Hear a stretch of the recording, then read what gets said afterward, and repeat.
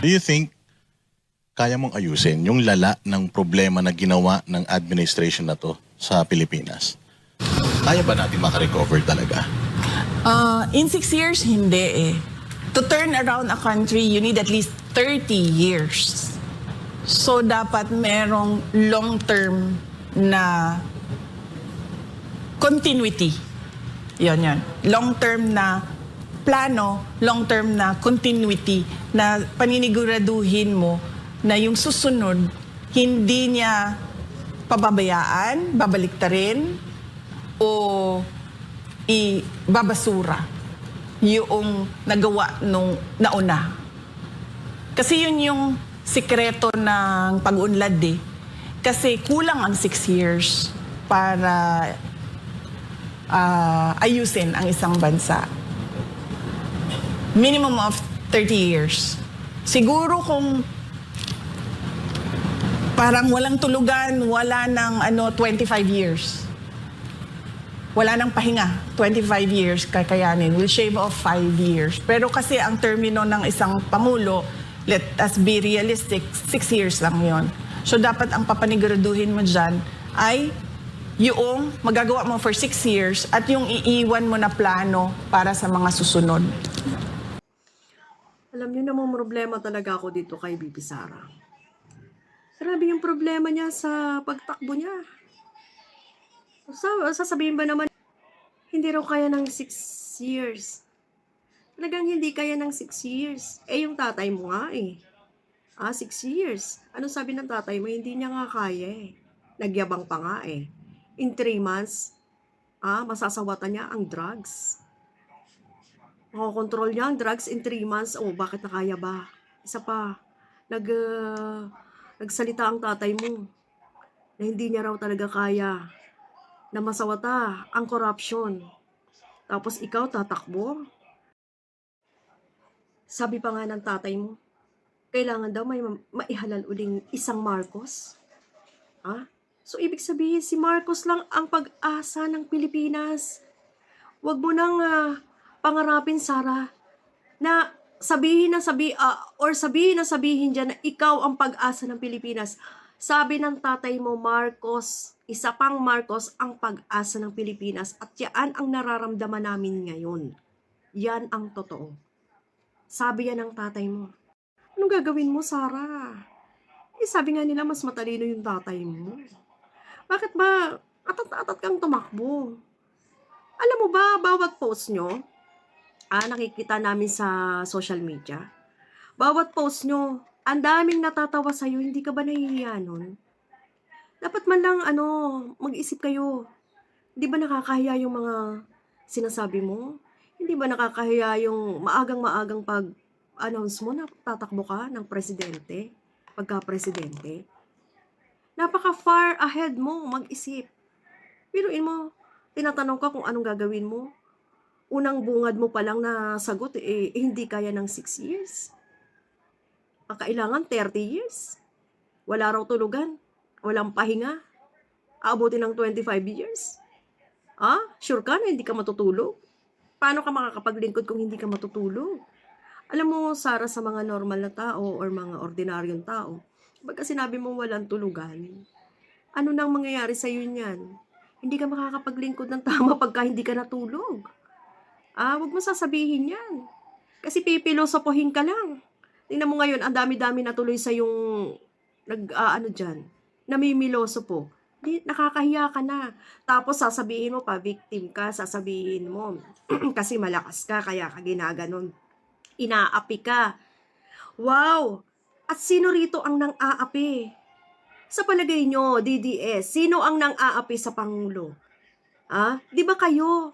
Minumura nyo ang Pangulo. Kami ba minumura namin to si Sara? Pinagbabantaan ba namin to si Sara? Sino ang nagbanta sa Pangulo?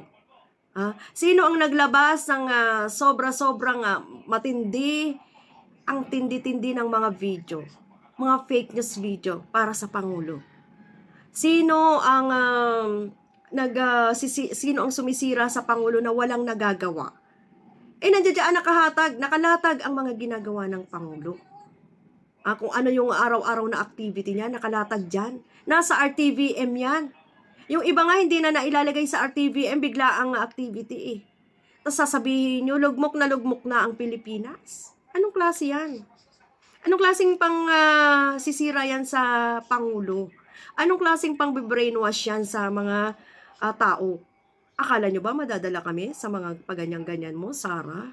Nakakahiya ka na lang, nakakatawa ka na lang, pinagtatawanan ka ng mundo, lalong-lalo na sa mga statement mo araw-araw. Sa pagpapa-interview mo araw-araw na napapanood ng buong mundo. Tapos ganyan ka magsalita.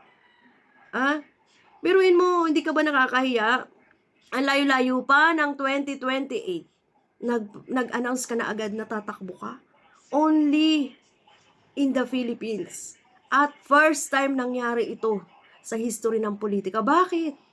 Bakit atat na atat kang mag-announce? Kasi para malaman ng tao na tatakbo ka. Alam na namin yan, di ba?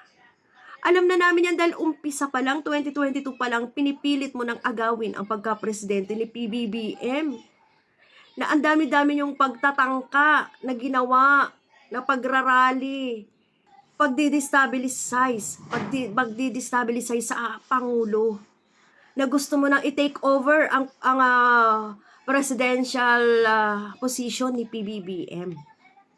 Kaya alam na namin yan na gustong-gusto mo over to the max na maging Pangulo. Tapos ngayon mag-a-announce ka agad-agad. Alam na namin yan. Alam mo, ang hinihintay nga namin ngayon yung impeachment mo eh. Kung ano nang mangyayari sa impeachment mo eh. Kasi ang pagkapangulo mo, hindi na namin feel. Promise, hindi na namin talaga feel. Kasi hindi ka talaga pwede maging Pangulo. Disqualify ka talaga maging Pangulo. Biruin mo, paano ka magiging Pangulo? Hindi ka marunong mag-isip ng mga project. Tapos pagka may project ka, may anomalies. May anomalya. Puro may mga ghost. Puro ka may mga kickback. May ginagawa ka pang resibo, mga pekeng resibo para lang makapagnakaw. Diba dapat sagutin mo muna yun? VP Sara, bilang isang ordinaryong mamamayan, sinabi nga nila, totoo ba talaga na nagnakaw si Sara? Kasi kung totoo yan, hate na namin talaga siya. Hindi na namin talaga siya iboboto. Kahit anong posisyon ang takbuhin niya, hindi na namin siya iboboto. Hindi pwede kasi yun, pangit kasi yun na nagnanakaw siya. Pangit yun na nangungurap siya, biruin mo, Vice President, mangurap. Isa pa, babae kang tao. Ikaw ang pinakareyna ng magnanakaw daw. Ayaw nila ng ganun. Siyempre, alam mo kung bakit? Nakikita nila sa mga payslip nila kung gaano kalaki ang kinakaltas sa mga tax nila. Tapos may nangungurap. Alam na nila na may nangungurap. Pero ang malalaman na ikaw, BP Sara, na isang magandang babae, tingin nila sa'yo dati, napakaganda mong babae. Tapos mangungurap ka. Ibig sabihin, sabi nga nila, niloloko lang pala kami ni Sara. Ibig sabihin, ang tatay niya, korap, siya rin pala, korap. Ayaw na namin sa kanya. Ganun ang sinasabi ng ordinaryong Pilipino ngayon. Bakit siya nagnanakaw? Hindi na nga namin makita kung ano yung mga project niya. Hindi na nga namin nakikita na tumutulong siya sa Pangulo. Dapat nga yan kung nasaan ang Pangulo, nandoon ka rin. Tsaka isa pa, sabi ng mga ordinaryong Pilipino, bakit daw yung tatay mo ay pinagtatanggol mo ng husto? Tapos yung position mo raw ay naapektuhan dahil nga raw hinuli ang tatay mo. Hindi ka ba raw naniniwala na ang tatay mo ay may kasalanan? Kung may kasalanan man ang tatay mo, dapat tanggapin mo yun at hindi mo na kumbaga hindi mo na didibdibin ang galit mo. Tsaka bakit ka raw ba nagagalit kay PBBM? Hindi naman si PBBM ang may kasalanan para mahuli or para makulong doon sa dahig ang tatay mo. Mga mamamayang biktima ng EJK ang nagsampa ng kaso, pati si Trillanes. Hindi mo raw ba yon alam? Bakit sobrang galit mo kay PBBM? Isa lang ang kanilang nakikitang dahilan. Dahil ikaw ay gusto mag-take over ng pagka-presidente ni PBBM. Yun lang raw ang totoo. So, alam na ng taong bayan. Kaya, tingnan mo ang mga comments sa'yo. Ngayon ay puro laughing emoji ang nakikita sa. Hindi ka ba nahihiya, Sarah? Pinagtatawanan ka ng buong mundo. Iilan-ilan lang ang kumakampi sa inyo. Alam mo ba yun, Sarah? Ha? Mahiya ka naman. May, tawag dito, tubuan ka naman ng konting hiya. Yun lang po, no? Sarah, mahiya ka. Yung impeachment mo, malapit na. Patunayan mo sa amin na wala kang kasalanan, Sarah.